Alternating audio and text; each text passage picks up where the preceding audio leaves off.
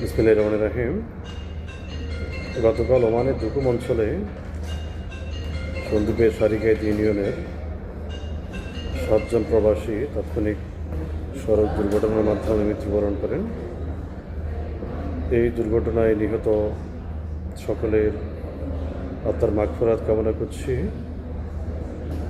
সেই সাথে দুর্ঘটনায় নিহত সকলের পরিবারের প্রতি গভীর শোক ও সমবেদনা জানাচ্ছি।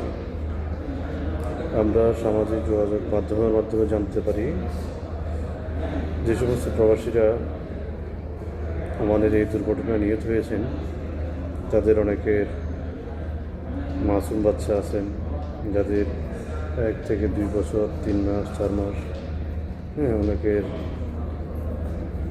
এই ধরনের মাসুম বাচ্চা রয়েছেন।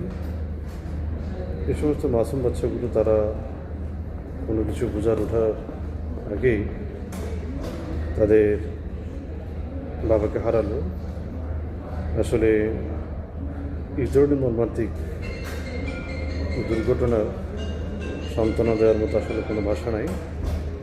শুধু একমাত্র মহান আল্লাহ তাআলার কাছে দোয়া করা ছাড়া। আমরা নিহত ব্যক্তির পরিবার এবং তাদের যে অবুঝ মাসুম বাচ্চারা রয়েছে তাদের জন্য দোয়া করি।